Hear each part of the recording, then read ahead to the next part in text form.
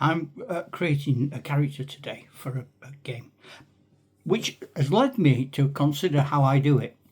I'm playing 5th edition at the moment at the club. I can't say I started with 1st edition, because it's a bit like the Great War. You couldn't call it the First World War until there'd been a Second World War. So that makes sense. Of course it does. You're all bright people. You're all young, firm buttocks. My bodies are men and women. And women! Everyone's welcome here. Now, I have a mixture of proper old school D&D. How we did it right way back when in the UK Dungeons and Dragons arrived in 77. Pretty much advertised through White Dwarf and Games Workshop. And when the first Games Workshop opened in London, the queues were phenomenal. I know a lot of you people aren't in Britain, but queuing is a big deal. To queue all night round the block, that's an even bigger deal. And they reckon, I mean, no one took statistical analysis, but 80-90% of that queue were buying Dungeons and Dragons. I'd played the Temple of the Frog thingy-mabobble in Blackamoor with St. Stephen, who turns out to be a space alien. Space aliens! They want our women! Now, not a fan, but that's pre-Dungeons and Dragons. That was a lot of purists think that was the first example of a dungeon in a magazine that you could play. I played that, didn't like it. My fantasy does not include space aliens. All right? I'm not right happy with them appearing in Fallout, to be honest, but hey ho ho hum, another story. So when I start playing, the first adventure we played was Tomb of Horrors, and there were 4 of us in the team and a dungeon master. And at the back of Tomb of Horrors it says, if there are 4 people in your team, you've got to have and it tells you what the characteristics are, and it tells you what equipment they've got, and it tells you what spells they've got. I've been looking in my trusty old Dungeon Master's Guide, and it shows here something that I still do today. You basically throw 3d6 and you add them together. Now, you can see there, the minimum strength for a dwarf has to be 8. The minimum strength for a fighter has to be 9. So I'll try it this way. There. I don't adhere to that completely. In the same way that I don't adhere to this that we wrote in 1978. And now throw a d20. I don't bother with all that gubbins. I would throw 3d6. Here I go. I can't say what race I am because I don't know. So let's imagine I'm going to go for intelligence, and I'm going to throw 3d6. Here, have a look at them. Down there. 6, 9. 9 means at least I'm literate, which is not fantastic if you want to be you can't really be an academic cleric. 9, you can read and write your own common tongue, but you couldn't go on to learn goblin or dwarf or anything because you need a lot more than that. It goes up in multiples of 3, so you'd have to have 12 or 15 or 18 to be multilingual. If you want to be a healer, you're pretty much, the works first aider who's got a little tin box with a few old plasters in, band-aids that don't have any stick, and a bandage that got put in there just after the First World War, and some liniment that nobody's prepared to describe. It's all pink and smells. Right up to somebody with 18 who suddenly, you're clever enough to be a proper doctor, as opposed to an improper doctor, which we don't want to discuss now. So I still do that, but I've modified it, as is my wont. So you tell me now in my game what race you want to be. See, in the old days, what you do, you throw all your dice, and then you look at what you got, and you might think, oh, I've got good dexterity. I'm dead quick. Or I'll be an elf because I'm dead quick. Or you might think, I'm a bit slow, but I'm proper strong. I'll be a dwarf. And you could, if you were an idiot, say, I'm really weedy, but I'm really fast. I'm going to be a dwarf. I've seen it done. It don't work. You have all sorts of problems. Not strong enough to pick your axe up. What are you doing? Problems.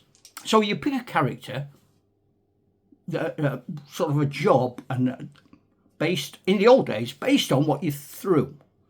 I don't do that. What I say is, you choose your character. When you're born. What are you when you're born? Mama. Elf. Right. Come to archery. You're going to throw 4d6. And you're going to get 4, 8, 12, 16. That's your dexterity. So that makes more sense to me. If you are a dwarf, strength, 4 dice. 6, 12, 15. Now, I prefer that. It's just my way. It's what I do. And I have weapon skills and I have ballistic skills. So you would have a human would throw, a human always throws 3. That's baseline. So a human throws 3, 5, 6, 12. That's his weapon skill when he's fighting with a sword. And then with a bow, 9.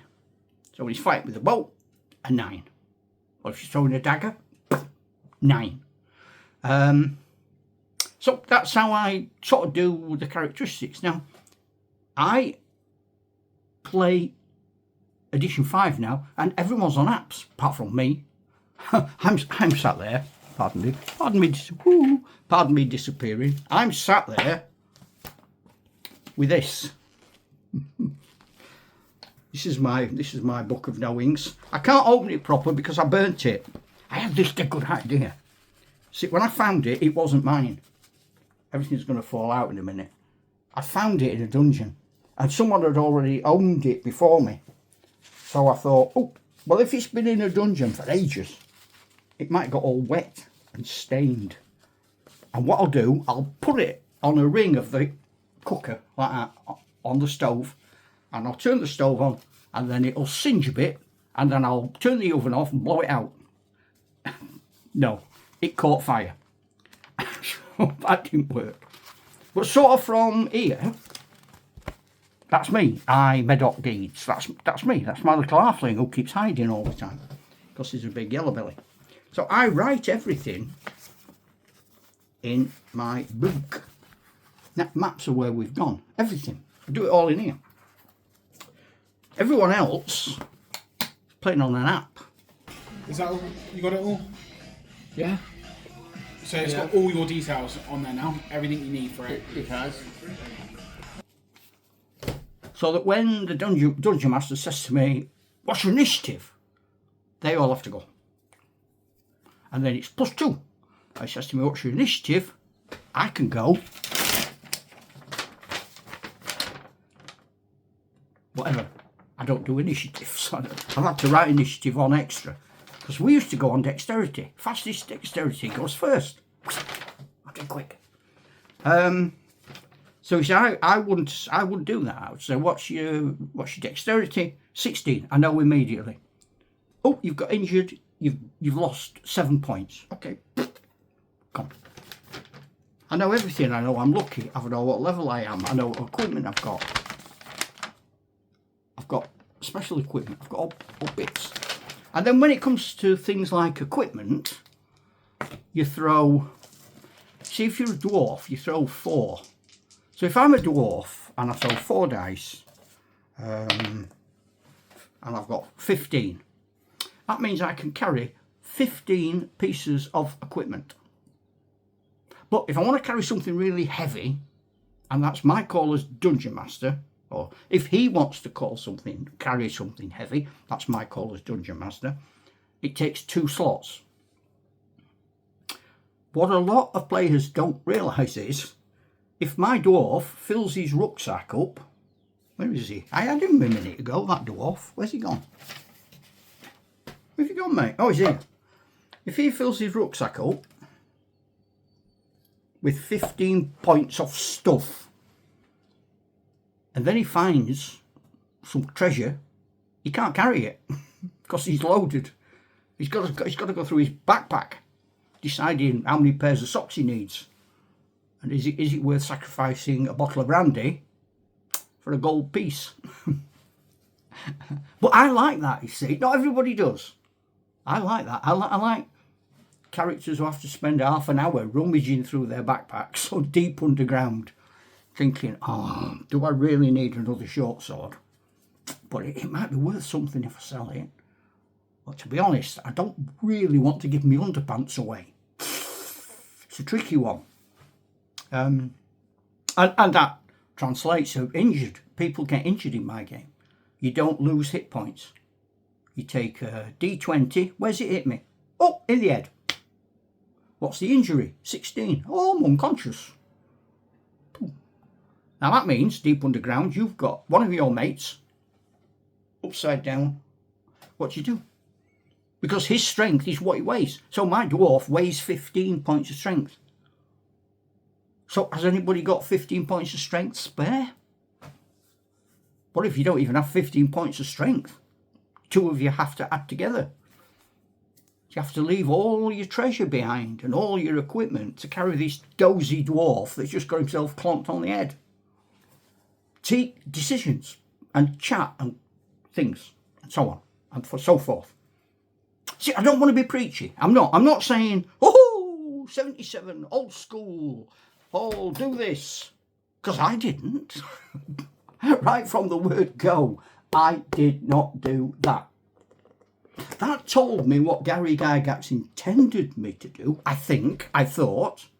I wasn't sure of that, to be honest.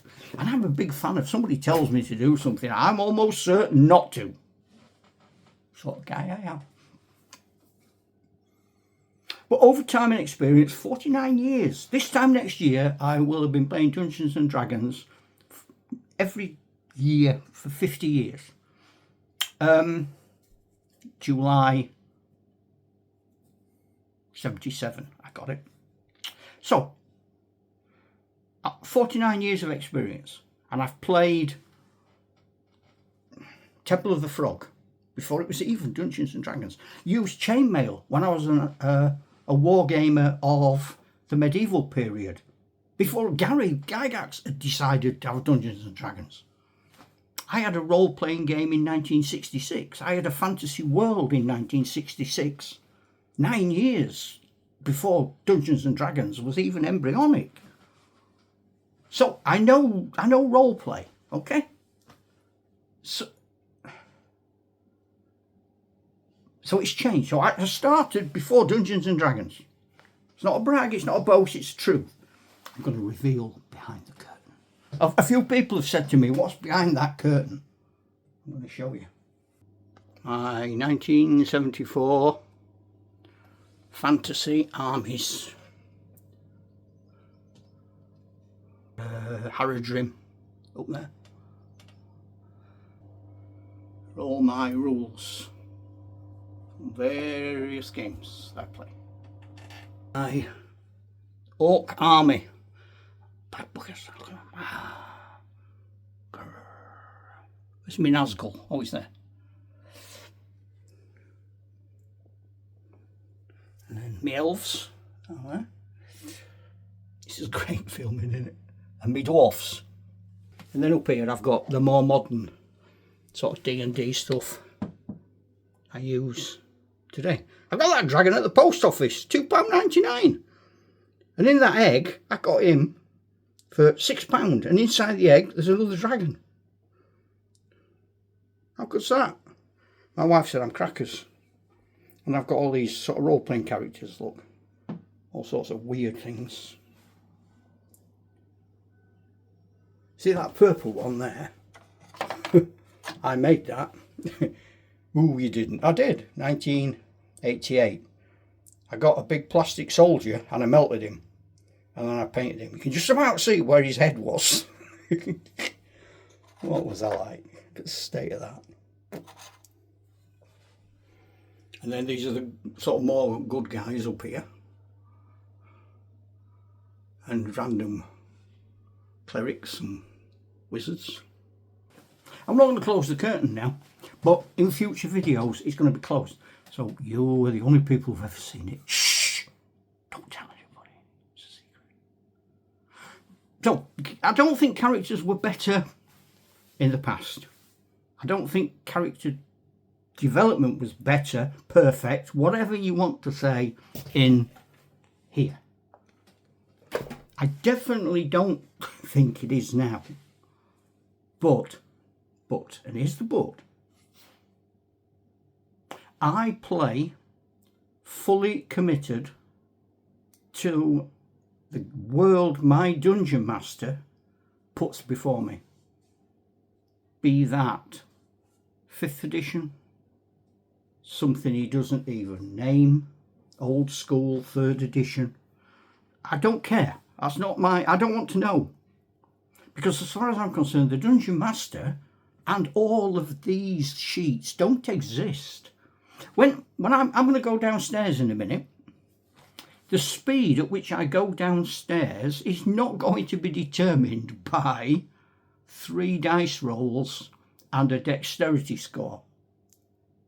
Well, it might be, but I don't know what it is because I don't need to know. That's just an aid memoir for the things like, oh, I fired 8 arrows and I started off with 20, I've got 12 left. And I might not need to know that for 4 weeks and I'm thick and I'll forget.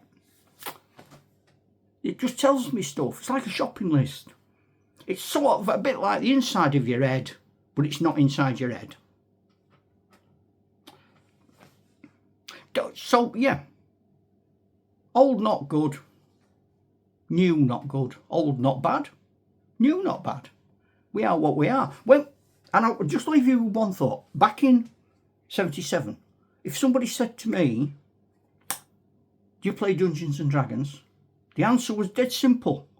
I wasn't appearing in a political debate where I avoided the answer. Do you play Dungeons and Dragons? Yes or no? Yes. Do you fancy a game?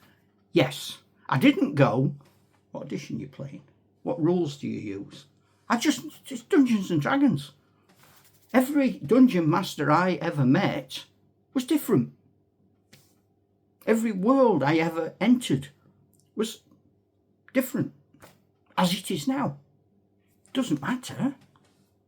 It's totally irrelevant. Some of us prefer old school. Some of us really like the cutting edge of everything going online or PDFs. Which brings me to a sales pitch. Well, it's not a sales pitch, is it? Because I'm giving it away. Is it a sales pitch if you're just giving it away? I don't know. A comment. I don't think it is. At some point, not now, at some point I'm going to do character development in Dural, brackets, any dungeon you care to play, is the next free set of PDFs for the ones I'm releasing. Trouble is, it requires a certain amount of boring gumph, and I almost appeared today with a tie on and a suit, like a cap and gown, like my degree, like a proper teacher with a stick and everything. Because I don't want it to be all lecturing, but I need to tell you the currency in Dural, because then you know how much money you can take, depending on your socio-economic class. Then I can tell you how to develop characters, which is what I've just been doing. And then we can start looking at rules for the adventure. But the currency bit is important. I'm wondering about just doing that as not quite a short, but just a long thing. There's the currency. Have a look at it. Here's the PDF if you want it. If you're not interested, you can beetle off and do something else. Can't you? But it'll be there. But it won't be here. That sounds a bit like the start of a Beatles song. It'll be there, but it won't be here. I think Lennon would have done that better. I need to ponder on that. It's all right, Chuck.